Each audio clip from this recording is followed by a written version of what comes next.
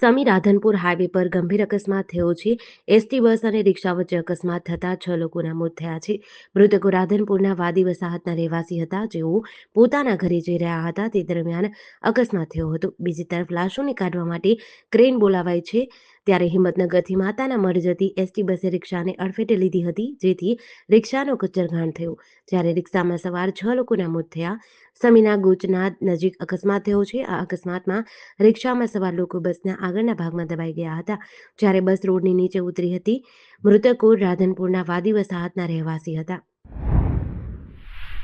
જૂનાગઢ મહાનગરપાલિકાએ પોલીસની મદદથી શહેરના મુખ્ય માર્ગો પરથી મોટા પાયે દબાણો દૂર કર્યા છે।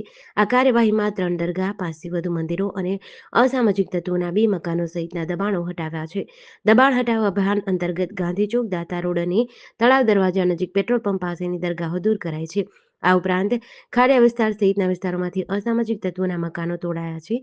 મહાનગરપાલિકાના ડેપ્યુટી કમિશનર ચાપડાના જણાવ્યા અનુસાર સુપ્રીમ કોર્ટમાં ચાલી રહેલી પીઆઈએલના આધારે અને રાજ્ય સરકારની સૂચના મુજબ આ કાર્યવાહી કરવામાં આવી છે। દબાણકર્તાઓને અગાઉ નોટિસ આપી હતી અને દસ્તાવેજો રજૂ કરવા સમય આપ્યો હતો, પરંતુ કોઈ પ્રતિસાદ ન મળતા આ પગલું લેવાયું છે। આગામી સમયમાં આવી કાર્યવાહી નિયમિત બનાવવામાં આવશે।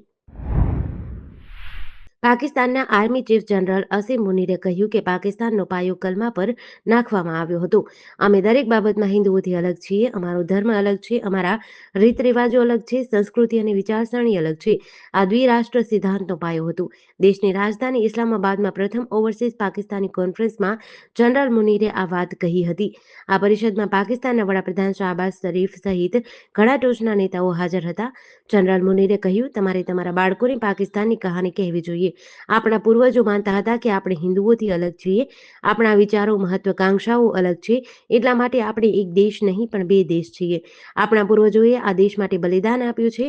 આપણે જાણીએ છીએ કે તેનું રક્ષણ કેવી રીતે કરવું। ભરૂચના સાંસદ મનસુખ વસાવાએ નર્મદા જિલ્લાના ગાજરગોટા ગામમાં એક શૈક્ષણિક કાર્યક્રમમાં વિવાદાસ્પદ નિવેદન કર્યું છે, જેમાં તેમણે વિદ્યાર્થીઓને સંબોધતા કહ્યું કે જેને અંગ્રેજી, ગણિત, વિજ્ઞાન અને ટેકનોલોજીનું જ્ઞાન નથી તે પશુ સમાન છે। જેમ માણસ હવા પાણી વગર જીવી શકતો નથી, તેમ આ વિષયોના જ્ઞાન વગર જીવન શક્ય નથી। વસાવાએ ખાસ કરીને અંગ્રેજી ભાષા પર વધુ ભાર મૂક્યો। તેમણે કહ્યું, વિદ્યાર્થીઓને અંગ્રેજી ટકોરાબંધ આવડવું જોઈએ। તેમના મતે ગણિત વિજ્ઞાનમાં થોડી નબળાઈ ચાલી શકે, પરંતુ અંગ્રેજી ભાષામાં નબળાઈ ન ચાલે। સાંસદે વધુમાં કહ્યું કે આંતરરાષ્ટ્રીય સ્તરે આગળ વધવા માટે અંગ્રેજી ભાષાનું જ્ઞાન અનિવાર્ય છે। તેમણે વિદ્યાર્થીઓને પોપટની જેમ અંગ્રેજી શીખવાની સલાહ આપી અને કહ્યું, આ જ્ઞાન વગર ગ્રેજ્યુએટ થવા છતાં આગળ વધી શકાશે નહીં। હિંમતનગર શામળાજી નેશનલ હાઈવે પર કાંકરોલ નજીક સ્વામિનારાયણ મંદિર પાસે આજે એક ગમખ્વાર અકસ્માત થયો। પૂરપાટ ઝડપે આવી રહેલા જીપડાલાએ બાઇકને ટક્કર મારતા અકસ્માત થયો।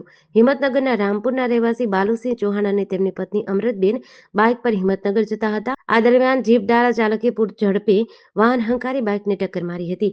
અકસ્માતની ગંભીરતા એટલી હતી કે બાઇક ઘસડાયું અને દંપતી રોડ પર પટકાયા। જીપડાલું બાઇક પર ચડી ગયું। અમૃતબેનને ગંભીર ઇજાઓ થતા તેમનું ઘટના સ્થળે મોત થયું। બાઇક ચાલક બાલુસિંહને ઇજાઓ થતા સારવાર અર્થે ખસેડાયા છે। સુરતમાં અસામાજિક તત્વોનો આતંક યથાવત જોવા મળી રહ્યો છે। કાપોદ્રામાં 17 વર્ષીય કિશોરની હત્યાને 24 કલાકથી વધુ સમય નહોતો થયો, ત્યાં વરાછામાં અસામાજિક તત્વો દ્વારા વેપારી પુત્ર અને તેની માતા પર જીવલેણ હુમલાની ઘટના બની છે। 3 યુવકે અપશબ્દો બોલ્યા બાદ વેપારી યુવક પર હુમલો કર્યો હતો, જેમાં યુવકની માથામાં ચપ્પુના ઘા મારતા ગંભીર ઇજાઓ થઈ હતી, જ્યારે બચાવવા ગયેલી માતાને પણ માર મારતા ઇજા પહોંચી છે। આ સાથે છેડતી પણ કરી હતી।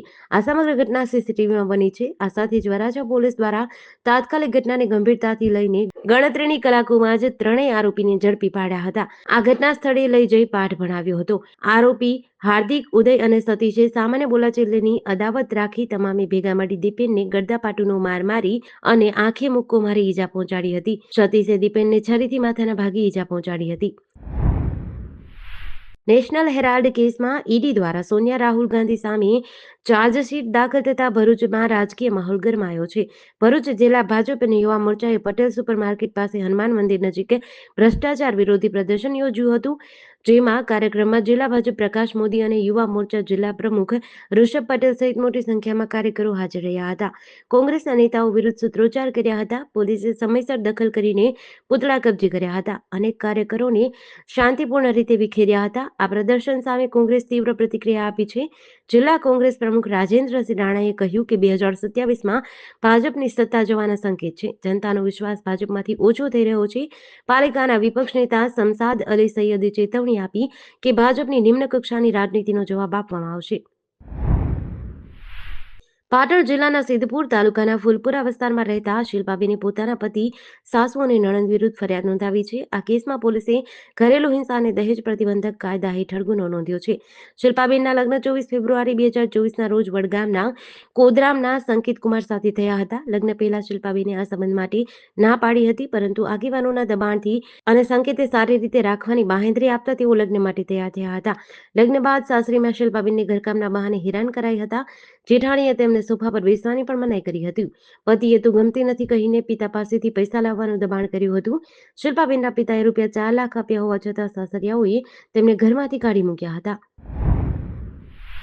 દેશમાં જે રીતે ક્રિકેટમાં ટેસ્ટ અને વન ડેની સાપેક્ષમાં T20 ક્રિકેટનો ઉત્સાહ ખૂબ જ વધી રહ્યો છે, તેમાં પણ હવે Indian premier league T20 cricket tournament પણ દર વર્ષે રમાઈ રહી છે, જેને લઈને લોકોમાં ક્રિકેટ ફીવર વધ્યું છે. આ વચ્ચે રાજકોટ શહેરમાં છેલ્લા 1 વર્ષથી બોક્સ ક્રિકેટનો ક્રેઝ વધારે જોવા મળી રહ્યો છે, જેના ભાગરૂપે હવે સૌરાષ્ટ્ર યુનિવર્સિટી દ્વારા બોક્સ ક્રિકેટ શરૂ કરવા માટે તૈયારીઓ કરાઈ છે. આ માટેની ₹10 લાખની ગ્રાન્ટ મંજૂર થઈ છે. આગામી 2 માસમાં યુનિવર્સિટીના સ્પોર્ટ કોમ્પ્લેક્સ ખાતે બોક્સ ક્રિકેટ તૈયાર થશે અને રાત્રિના સમયે ભાડે આપવામાં આવશે, જેમાં કલાક દીઠ ભાડું વસૂલાશે.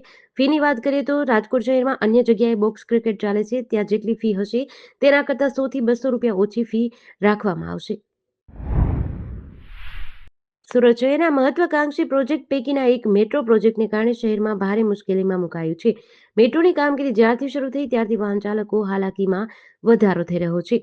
દિલ્હી ગેટથી રિંગ રોડ તરફ જતા ઉતરતા ફ્લાયઓવર પાસે બેરિકેડ મૂકવામાં આવ્યા હોવાથી સવાર સાંજ ટ્રાફિક થાય છે. અહીં રસ્તો સાંકડો હોવાથી ફ્લોટિંગ ટ્રાફિક રહેવાના કારણે આકરી ગરમી વચ્ચે વાહન ચાલકોનો સમય વેડફાય છે.